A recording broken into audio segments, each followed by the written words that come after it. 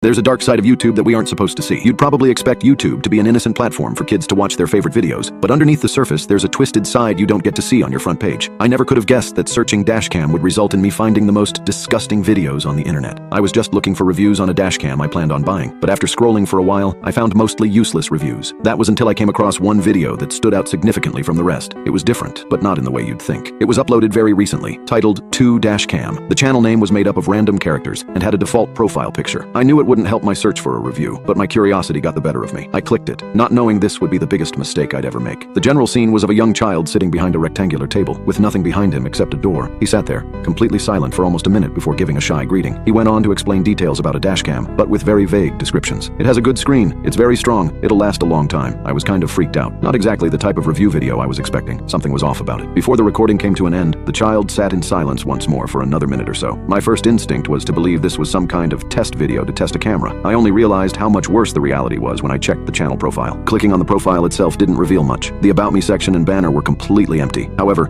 there was one other video on the channel, titled 1-Cam. It was uploaded just 1 minute before the second video. The preview photo was nearly identical, just an image of the same child sitting on the chair. So I wondered if they were testing multiple dash cams. Just as before, I allowed my curiosity to get the best of me and opened the second video. This is when I realized this wasn't really a video at all, and instead was one frozen frame from the other clip. A soft ringing noise grew louder during the first few seconds, followed by a robotic voice reading several facts about, apparently, the child. Name, Rodney Wilson. Age 9. Mother location, jail. Father location, deceased. Cause of death, birth. Several moments of silence later, the video ended. A horrible feeling grew in my gut. Surely this wasn't what I thought it was. I told myself it was some cruel joke, but even if it was, finding humor in something so disturbing was completely uncalled for. It looked like an advertisement to sell the child. There must have been a hint somewhere of what the purpose of the videos were, but one thing about the account stuck out to me. A number of people were already subscribed to the channel. Not many people, but more than seemed reasonable for an account made only a few hours earlier with random numbers as the name. I didn't question the subscribers too much since they all looked pretty normal at a glance, though seeing them gave me an idea. The best way to find out what these videos were was simply to wait for more of them, so I myself subscribed and left it at that for the time being. I never could have guessed what I had just gotten myself into. A good portion of the day passed before I logged back into YouTube to check on the account from earlier, though to my surprise it had been deleted. No more subscription, no more videos. That was it, until the next morning. I was met with a message on my YouTube account. It said, "You have subscribed to Eyes Below the Sun study," then provided 2 links, but at the end of the message it specified, "Please remember, no one has been harmed." Due to the sender of the message being from another account of mixed numbers, I knew this must have come from the person behind the other profile,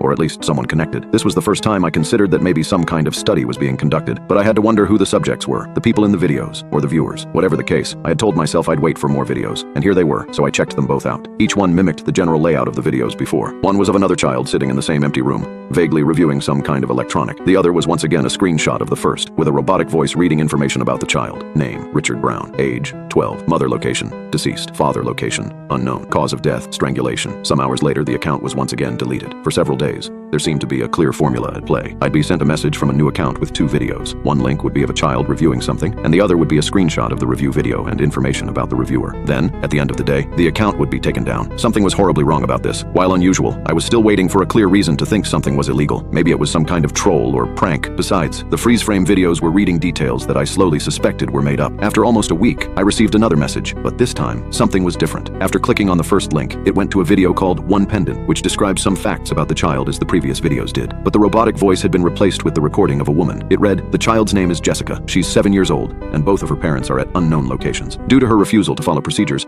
appropriate action will be taken." Odd. What does appropriate action mean? I clicked the next link and saw the usual setup of a child, presumably Jessica, sitting at a table. She began describing a pendant in a vague manner, which was no surprise. However, in the middle of her description, she suddenly stopped and began to weep. A woman standing out of view calmly asked the girl to keep her eyes on the camera, but she continued to cry for a while before asking, "What did you do to my mom?" While the second person in the room wasn't visible, I could guess she began moving around since the video started shaking. Suddenly, the camera was pushed to the side, exposing a door to the bathroom. The woman then revealed herself by entering the now visible second room, taking a moment to shuffle through a cabinet before returning with a pair of scissors and a knife. I wasn't able to get a good look at the person, but a large wound on her face was impossible to miss. It started at the corner of her mouth to her ear. The video then ended. This must have set off some kind of chain reaction, because the next 2 or 3 days had children who were all acting strange. They'd try to describe whatever product they were assigned to, while fighting back tears and glancing at something in the corner of the room out of view. I didn't know what to do. It's not like I could call the police. There was nothing illegal going on that I could see, until I received the next link. There was only one link that day to something called Zero Eyes. What could it be? I opened the video and was met with an an empty room. Apparently, the host hadn't been seated yet. Intense commotion could be heard outside, in the form of footsteps stomping down the hallway towards the door,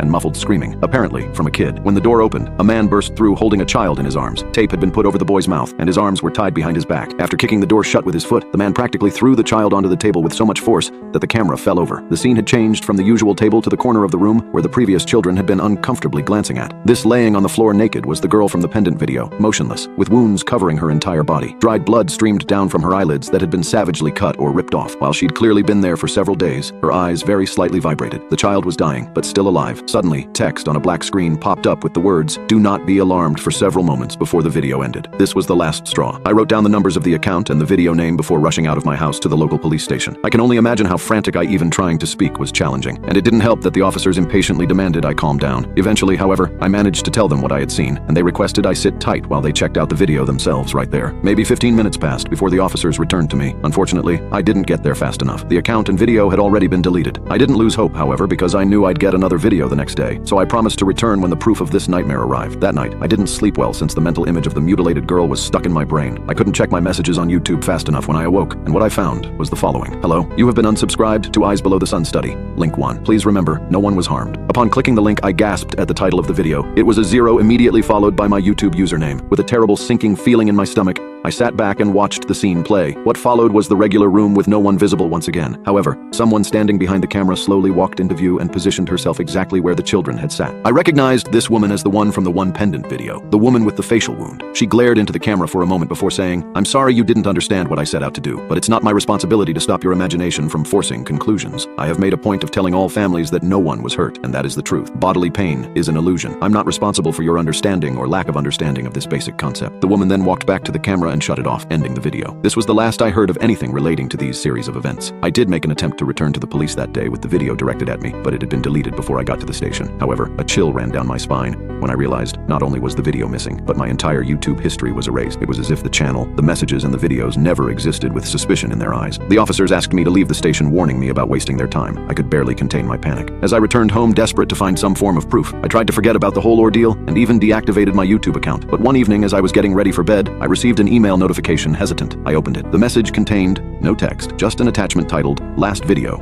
MP4. I played the video, and it was footage from a security camera placed in what looked like my living room. It showed me watching the previous videos on my laptop. At the end of the video, the same woman from before stepped into frame, walking towards my front door. The video ended, but outside, I heard a soft knock.